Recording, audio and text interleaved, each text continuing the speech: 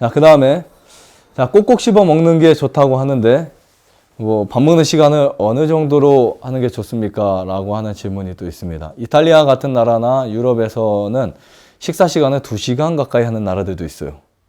그에 비해 우리나라 같은 경우는 식사 시간이 고작 평균 학교 다닐 때 몇 분을 먹나요? 10분? 일하는 분은 5분. 뭐 아주 빨리 드시고 누워서 주무십니다. 네, 5분, 10분. 더군다나 뭐 밥을 국에 말아 먹거나 그러면 이제 금방 드시는데요. 건강 상식을 듣다 보니까 이 사람들이 꼭꼭 씹어 먹는 게 좋다라는 인식이 이제 되어버렸어요. 오래 씹어 먹는다. 그래서 우리가 보통 밥을 보약이라고 하죠. 밥을 보약이라고 하죠. 밥보다 더 좋은 보약은 없습니다. 그런데 씹어 먹었을 때, 그렇죠? 아무리 좋은 현미도 씹지 않으면 소화가 되지 않습니다. 최소한 50번에서, 그렇죠? 50번. 양쪽 일을 계산했을 때요. 한쪽으로 씹으면은 50번 씹는 게 아니고 100번 씹어야 될 것이고, 120번 정도, 양쪽으로.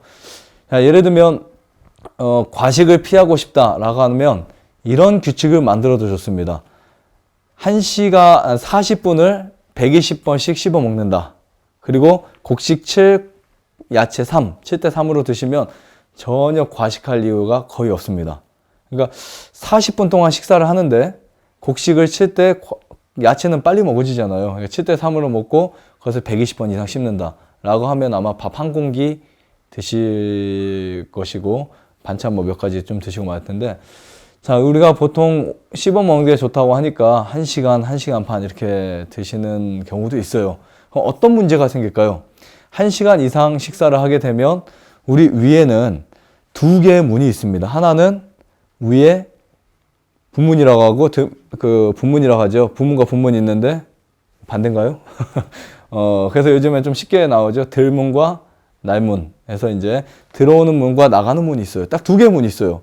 들어오는 문은 식도를 통해서 음식이 들어오면 문을 열어줘서 어떤 시간에 들어와도 받아줍니다. 하지만 나가는 거는 마음대로 나갈 수 없어요. 들어올 때는 아무 때나 들어올 수 있지만 나갈 때는 아무 때나 나갈 수 없습니다. 시간이 돼야 나가요. 근데 중요한 것은 뭐냐면 이 처음에 들어왔던 음식과 나중에 들어왔던 음식이 혼합이 되면서 계속 소화가 되는데, 문제는 1시간 있다가 음식을 또 먹고 또 먹고 또 먹고 하다 보면 나중에 먹은 음식은 어떻게 될까요? 나중에 먹은 음식은 소화가 되지 않은 상태로 내려가기 쉽고, 또 처음에 오래 있었던 음식은 부패하기 쉬워요. 그래서 과일과 채소를 같이 먹지 말라는 것은, 과일은 위장에서 스테이하는 시간이 20-30분밖에 되지 않거든요. 그런데 곡식은 최소 2시간이에요. 경과나 2시간, 2시간 반. 그런데 과일은 빨리 내려가줘야 되는데 오랫동안 섞여서 위장 안에 있으면 그것이 부패 물질로 바뀔 수 있습니다.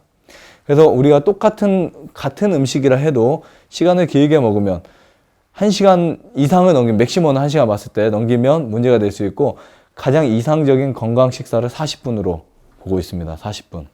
그래서 한 40분 정도를 여러분들 꼭꼭 씹어 드시면 그게 가장 절제가 되고, 또 그것이 가장 건강에 도움이 된다라고 이해할 수 있고요. 오늘도 이렇게 함께 질문과 답변에서 여러분들이 조금이라도 느끼신 점이 있으시면 그대로 실천하시고, 또 그것을 통해서 더 나은 건강과 행복을 누리시기를 간절히 바라면서 마치겠습니다.